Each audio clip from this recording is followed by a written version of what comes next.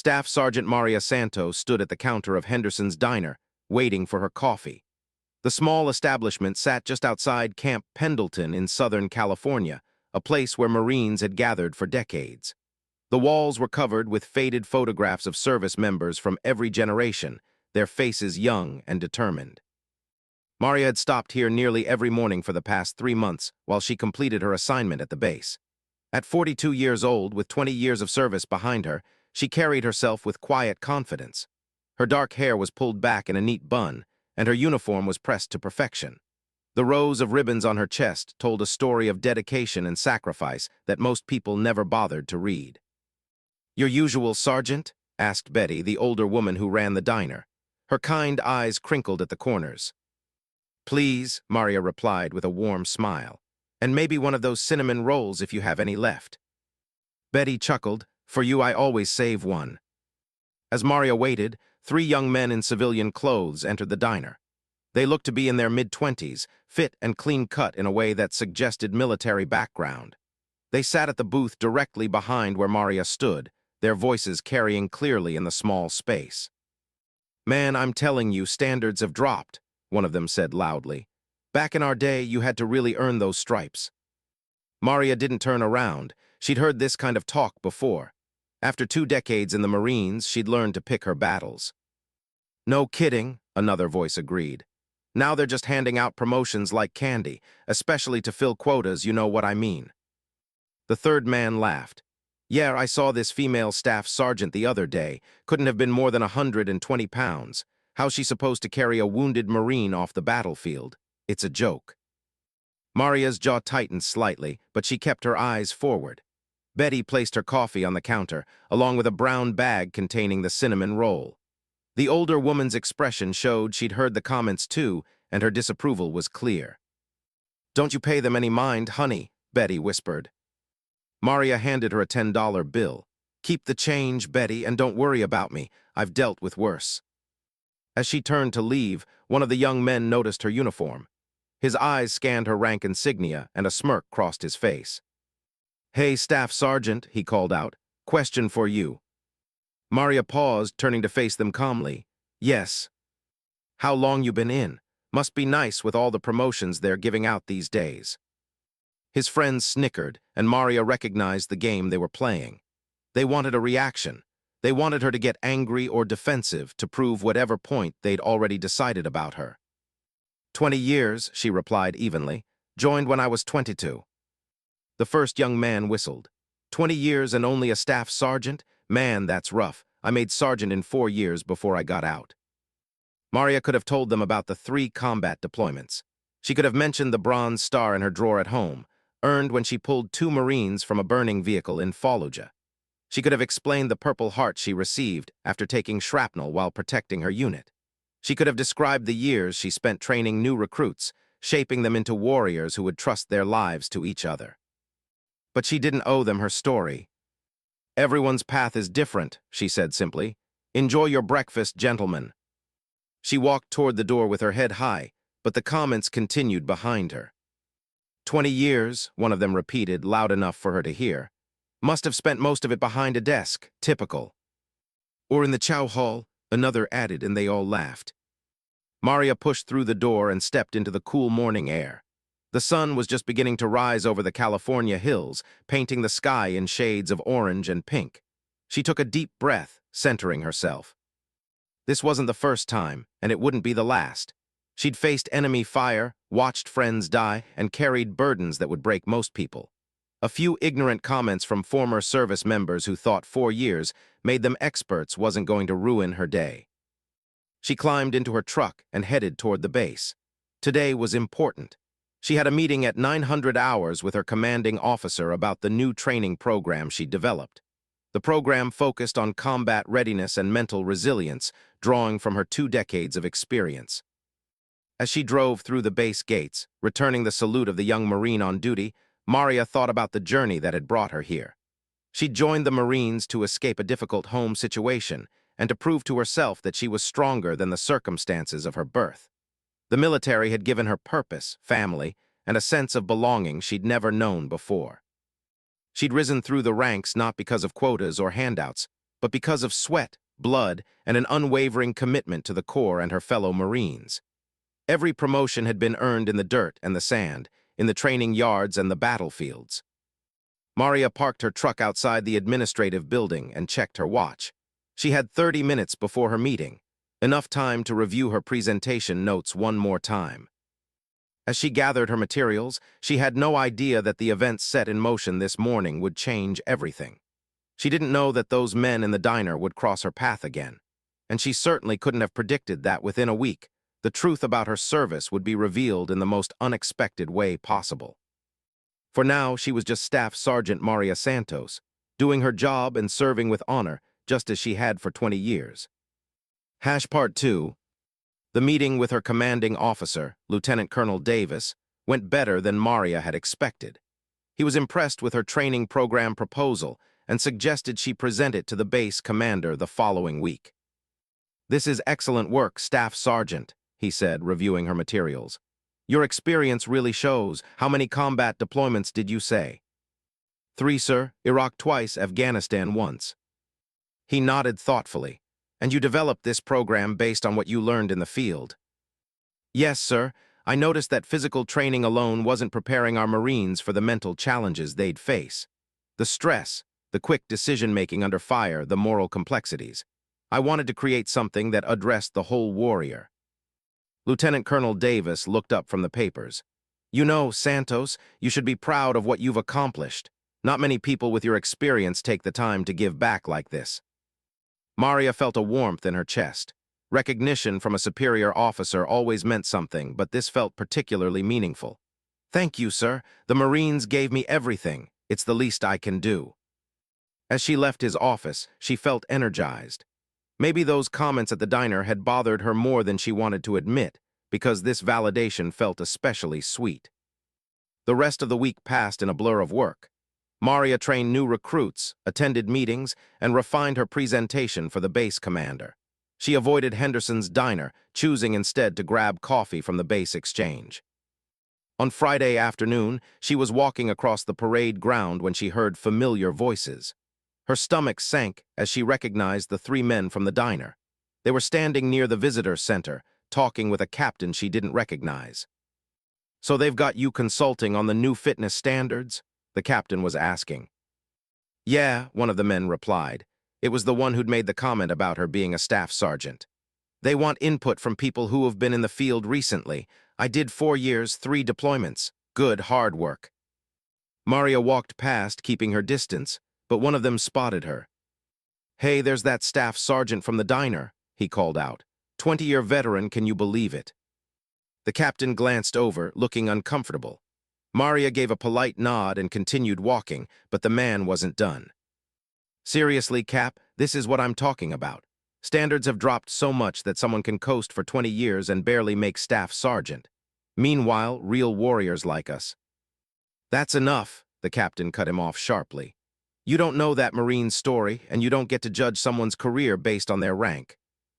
Maria didn't hear the rest of the conversation as she moved out of earshot, but she appreciated the captain's defense. Still, the encounter left a bitter taste. These men were actually being brought in as consultants. Their voices would help shape policy. That evening, Maria sat in her small apartment off base, looking at the shadow box on her wall. It contained her medals, her challenge coins, and photographs from her years of service. There was a picture of her platoon from her first deployment, young faces full of determination. She was one of only 3 women in the photo. She thought about the battles she'd fought, both literal and figurative. The battles to be taken seriously. The battles to protect her Marines. The battles against an enemy that didn't care about her gender, only about her presence on their land. In Fallujah, when that vehicle exploded and 2 of her Marines were trapped inside, no one had cared that she was a woman. She'd run toward the flames while others hesitated. She'd pulled Corporal Jackson out first, his leg torn open by shrapnel. Then she'd gone back for Private Chen, even though ammunition was cooking off inside the burning vehicle. The Bronze Star citation had called it extraordinary heroism in the face of grave danger. But she didn't do it for a medal. She did it because those were her Marines, her responsibility, her brothers and sisters in arms. The next morning, Maria woke early to prepare for her Monday presentation. As she reviewed her notes, her phone rang. It was Lieutenant Colonel Davis. "Santos, I need you to come to my office at 800 Monday morning, before the base commander meeting." "Yes, sir. Is everything all right?" There was a pause. "There's been a complaint filed." Maria's heart sank. "A complaint, sir?" "Someone reported that you've been— I don't know how to put this— that you've been misrepresenting your qualifications. The complaint came through the visitor consultation program, some former Marines who are helping with the fitness standards review." "Of course it did." "Sir, I've never misrepresented anything." "I know, Santos. I've seen your service record. It's impeccable. But I have to follow protocol. We'll sort this out Monday morning and then you'll do your presentation. I'm not worried about it." After the call ended, Maria sat in silence. They were actually filing complaints about her now, trying to undermine her credibility before she could present her program. She spent the weekend alternating between anger and determination. She pulled out every document from her service record, her fitness reports all marked excellent or outstanding, her deployment orders, her award citations, her training certifications. By Sunday night, she had everything organized in a folder. She would walk into that meeting with her head high and let the facts speak for themselves. What Maria didn't know was that the complaint had triggered a routine review of her personnel file, and that review had been flagged for someone's attention. Someone very important. Someone who remembered a young Marine who'd saved his nephew's life in Fallujah. Someone who was about to pay Camp Pendleton a visit. Monday morning arrived with a gray Marine layer hanging over the base. Maria dressed in her service uniform, the one with all her ribbons properly displayed. She checked herself in the mirror one last time. Whatever happened today, she would face it with dignity. She arrived at Lieutenant Colonel Davis's office at 7:55 hours. His assistant, Corporal Morrison, looked at her sympathetically. "He's waiting for you, Staff Sergeant. Go on in." Maria knocked and entered. Lieutenant Colonel Davis sat behind his desk, and two other officers she didn't recognize were seated in chairs along the wall. One was a major, the other a lieutenant colonel. "Staff Sergeant Santos, reporting as ordered, sir." "At ease, Santos. Have a seat." Davis gestured to the chair across from his desk. "This is Major Reynolds and Lieutenant Colonel Chang from personnel. They're here regarding the complaint that was filed." Major Reynolds leaned forward. "Staff Sergeant, we've received allegations that you've been inflating your qualifications and experience. Specifically, someone reported that you claimed multiple combat deployments and decorations that aren't in your record." Maria's jaw tightened.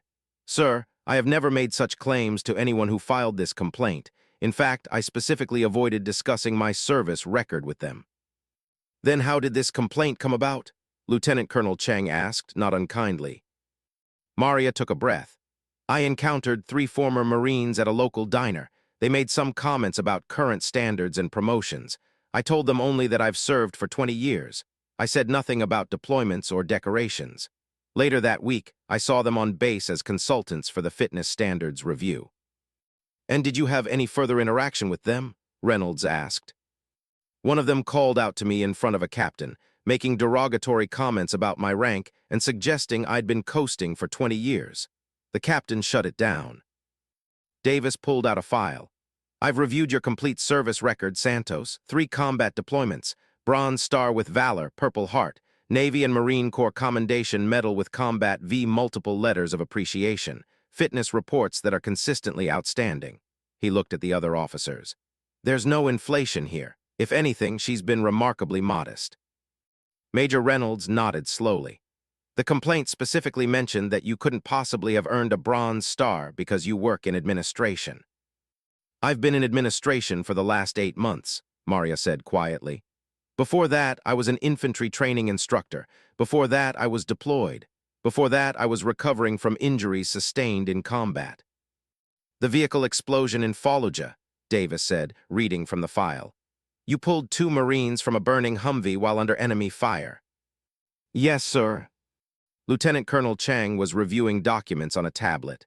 One of those Marines was Private First Class James Chen. The other was Corporal Michael Keller. She looked up. "Do you know what happened to them?" "Chen recovered fully and completed his service. Last I heard, he's teaching high school in Oregon. Keller lost his leg below the knee, but he also recovered. He's working for a veterans organization in Virginia. And do you keep in touch with them? Maria nodded. Yes, ma'am, Christmas cards, occasional emails, they're good men. Chang made a note. Staff Sergeant, I'm going to recommend that this complaint be dismissed as baseless. However, I'm also going to recommend something else. Maria waited, unsure what was coming. Your service record should be highlighted, not hidden. The Marine Corps needs examples of sustained excellence, of Marines who serve with honor year after year. We're going to feature you in our recruitment and retention materials. Maria blinked. Ma'am, that's not necessary. I just want to do my job. Which is exactly why you're the right person, Davis said with a slight smile. The meeting with the base commander is still on for 1,000 hours, your presentation, but there's been an addition to the agenda. Sir, Brigadier General Morrison will be there. He's interested in your training program, and Davis paused, glancing at the other officers. There may be one other visitor. We received word late Friday that a senior officer might be stopping by Camp Pendleton this week. If he comes today, he'll likely attend the meeting. How senior, sir? Maria asked. Very, was all Davis said. The meeting ended, and Maria had 2 hours to wait. She went to the training yard and watched the new recruits going through their morning drills. Their faces reminded her of her own first days in the Corps, full of fear and determination in equal measure. A young female recruit was struggling with the obstacle course, falling twice at the same point. Her drill instructor was pushing her hard, but Maria could see the frustration building in the recruit's face. Without thinking, Maria walked over. Mind if I offer a pointer, drill instructor? The DI, a hard-faced sergeant, looked ready to refuse, then noticed Maria's ribbons. Go ahead, Staff Sergeant. Maria approached the recruit. What's your name? Private Mendoza, ma'am. I mean Staff Sergeant. The young woman was breathing hard, mud streaked across her face. You're coming at that wall too straight on, Mendoza. Angle your approach, use your momentum, and don't think about the whole obstacle. Just the next hand hold, the next step. One thing at a time. Mendoza nodded, her jaw set with determination. She ran the course again, and this time she made it over the wall. The joy on her face reminded Maria why she stayed, why she put up with the doubters and the critics.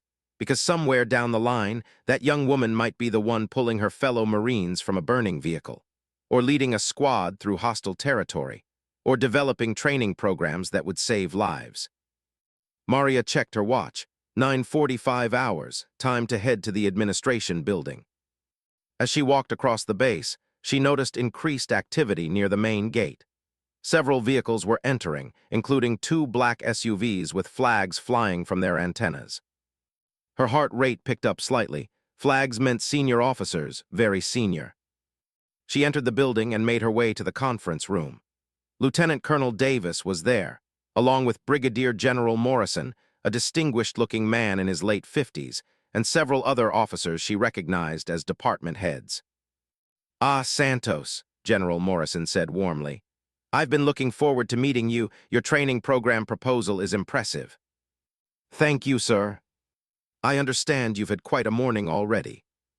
Maria wasn't sure how to respond to that, but she was saved by the sound of footsteps in the hallway. Heavy, purposeful footsteps that made everyone in the room straighten slightly. The door opened, and Maria's world tilted on its axis. A 4-star Admiral entered the room. Admiral James Hartford was a living legend in the military. At 63, he commanded respect from every branch of service. His weathered face had seen decades of military operations, and his chest was heavy with ribbons that told a story of distinguished service from Vietnam to the present day. Everyone in the room snapped to attention, including Maria. As you were, the Admiral said, his voice carrying the weight of authority softened by warmth. His eyes scanned the room and stopped on Maria. Something flickered in his expression, recognition, perhaps, or emotion. General Morrison stepped forward. Admiral Hartford, welcome to Camp Pendleton. We weren't expecting you until later this week. I moved up my schedule, Hartford said simply. I wanted to attend this meeting. His eyes were still on Maria. Staff Sergeant Santos, is it? Yes, sir. Maria's voice was steady, though her mind was racing.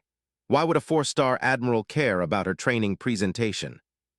At ease, everyone. Let's sit. Hartford took a seat at the head of the conference table, and everyone else followed suit.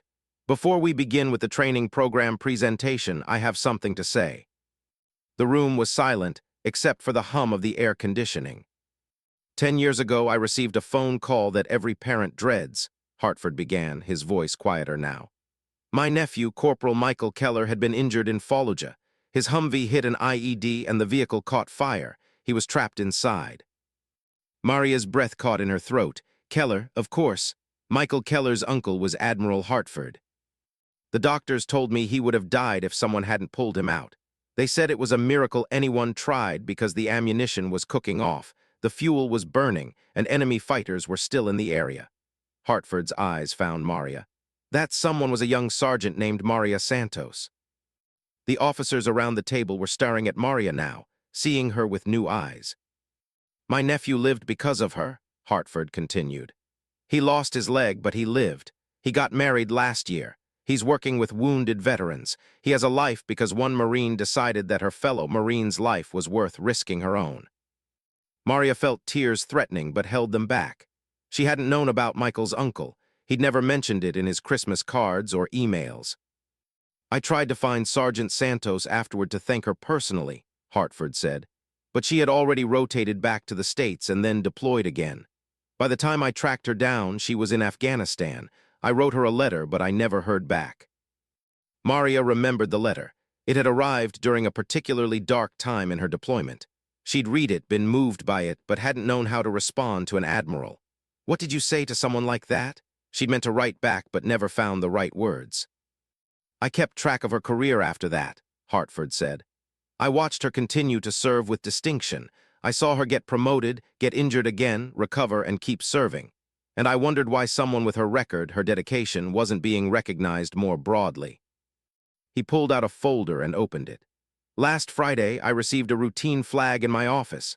A complaint had been filed about a staff sergeant at Camp Pendleton, alleging misrepresentation of qualifications. The name was Maria Santos. General Morrison shifted uncomfortably in his seat. I read the complaint and I was furious, Hartford said bluntly. Not at Staff Sergeant Santos, but at the fact that anyone would question the integrity of a Marine who exemplifies everything we claim to value. So I pulled her complete record. I called Corporal Chen and Corporal Keller. I spoke with her former commanding officers. He closed the folder and looked directly at Maria. Staff Sergeant Santos, will you tell this room why you're still a staff sergeant after 20 years of exemplary service? Maria swallowed hard. Sir, I've turned down promotions 3 times. There was a collective intake of breath around the table.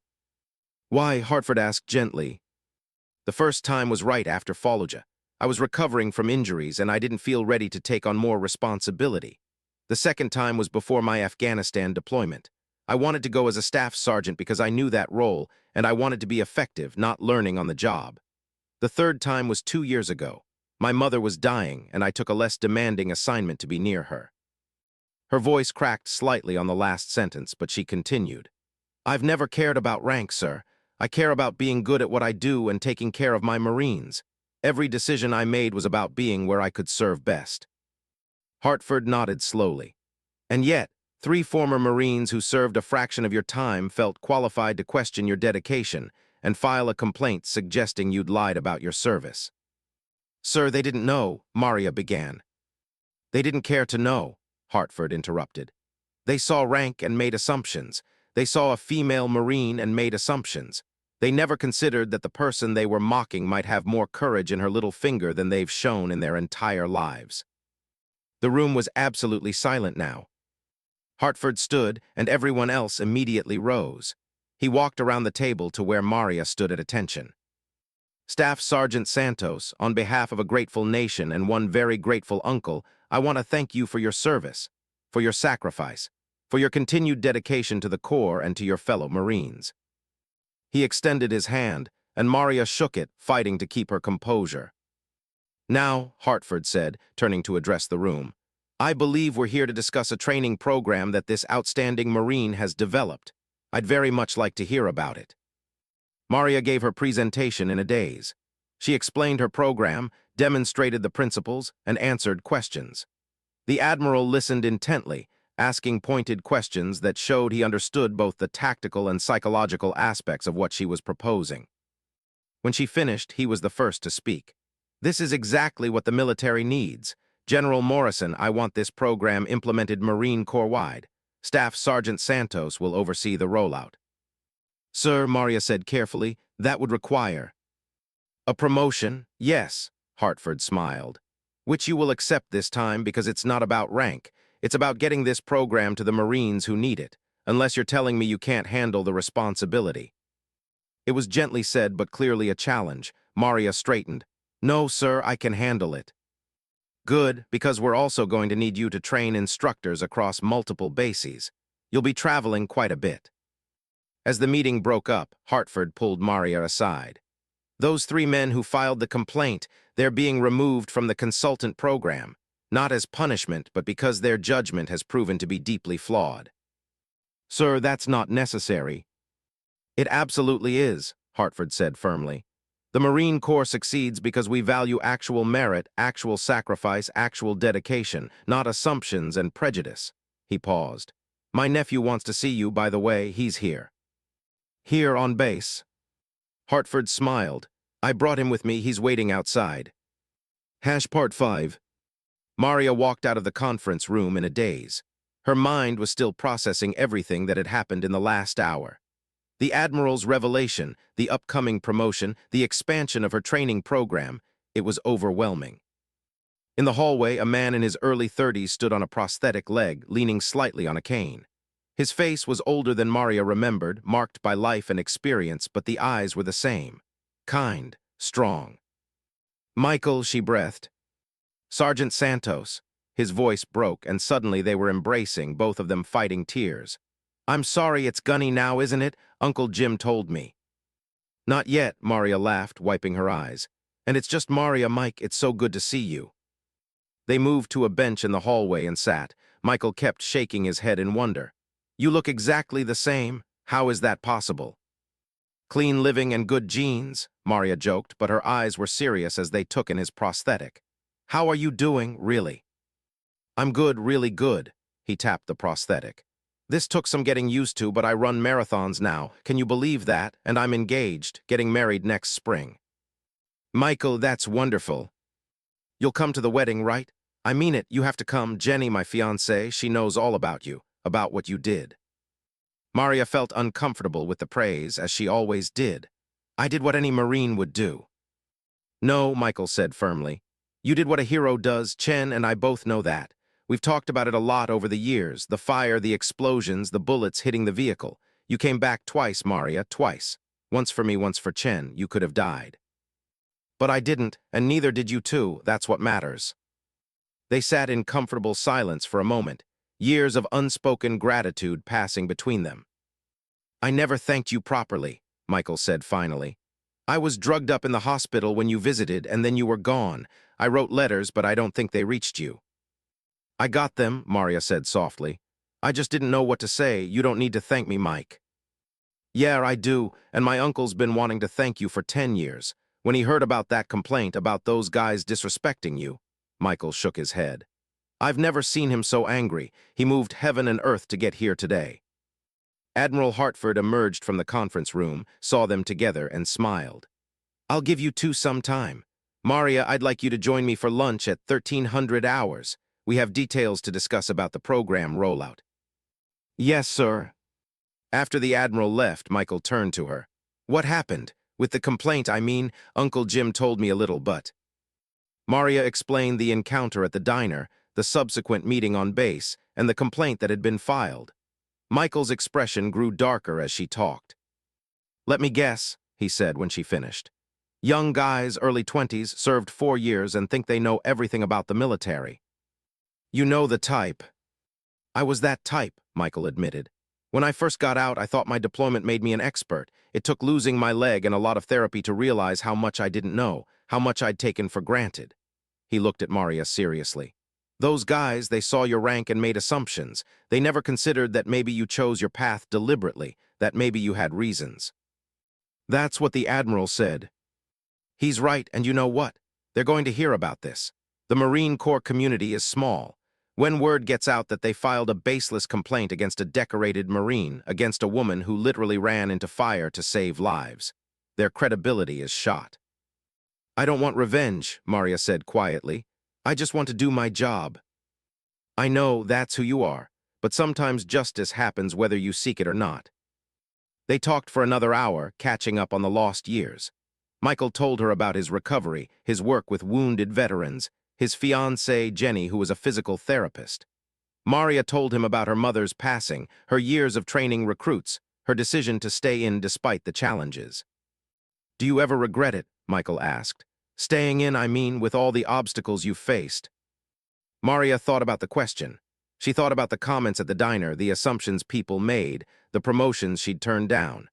But she also thought about the recruits she'd trained, the Marines she'd served with, the lives she'd touched.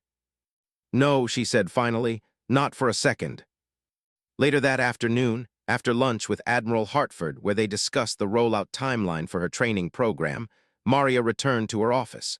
There was an email waiting from Lieutenant Colonel Davis. The subject line read, "Update on Consultant Program." She opened it and read, "Staff Sergeant Santos **. Following Admiral Hartford's visit and review of recent events, the 3 consultants in question have been removed from the Fitness Standards Review Program. Additionally, they have been informed that any future involvement with Marine Corps programs or facilities will require command approval. The base commander has also asked me to convey his personal apologies for the situation. While the Marine Corps has processes in place to investigate complaints, he regrets the distress this baseless accusation caused. Your presentation this morning was exceptional, and I look forward to working with you on the program implementation. Semper Fi **. LT Carl Davis." Maria closed the email and sat back in her chair. She thought about those men at the diner, so confident in their assumptions. They would never know the whole story, probably, but they would know they'd been wrong. Her phone buzzed with a text from Betty at Henderson's diner. "Heard some interesting news today. Those 3 young men who were so rude last week, they came in this morning and some other Marines told them all about you. They left looking pretty embarrassed. Coffee's on the house tomorrow." Maria smiled. Justice, it seemed, had found its way without her seeking it. That evening, she called Chen in Oregon. His voice was warm and familiar when he answered. "Maria, I was hoping you'd call. Admiral Hartford contacted me last week about your service record. Everything okay?" She told him the story, and he listened quietly until she finished. "Those idiots," he said finally. "You know what? Let them underestimate us. Let them make assumptions. Because at the end of the day, when it matters, it's people like you who show up, who do the hard thing, who save lives." "Thanks, Jimmy." "No, thank you for everything. For saving my life, yeah, but also for showing me what it means to really serve. I think about you every time I'm in front of my classroom. I think, what would Sergeant Santos do? How would she handle this?" After they hung up, Maria stood at her window, looking out over Camp Pendleton. Somewhere out there, young Marines were training, learning, preparing for whatever challenges lay ahead. And soon, her program would be part of that preparation. Her experiences, her lessons, her dedication, it would all continue forward, shaping the next generation. The next morning, Maria drove to Henderson's diner. Betty saw her coming and had the coffee and cinnamon roll ready. "Heard you had quite a day yesterday," Betty said with a knowing smile. "News travels fast." "This is a military town, honey. We always know what's happening on base." Betty leaned closer. "For what it's worth, I knew those boys were wrong about you from the start. You carry yourself like someone who's seen things, done things. Real warriors don't need to brag." Maria raised her coffee cup. "To real warriors everywhere." "Amen to that." As she left the diner, Maria noticed a group of young Marines at a nearby table. They noticed her ribbons, and one of them nudged the others. They all stood as she passed, showing respect. She nodded to them and stepped out into the California sunshine. 20 years in the Marine Corps, 3 combat deployments, countless recruits trained, lives saved, and now a new mission, sharing everything she'd learned with the next generation. The 3 men who'd mocked her rank would never understand that she'd chosen her path deliberately, that every decision had been made with purpose. That rank was just a number, but service, real service, was measured in sacrifice, dedication, and the lives you touched along the way. Staff Sergeant Maria Santos, soon to be gunnery sergeant, climbed into her truck and headed back to base. She had work to do, Marines to train, a legacy to build.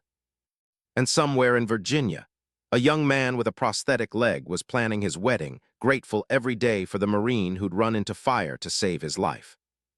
Some stories end with revenge, others with recognition. This one ended with something more valuable: purpose, validation, and the quiet satisfaction of knowing that truth always wins in the end. The Marine Corps values honor, courage, and commitment. Maria Santos embodied all three, and now, finally, everyone knew it.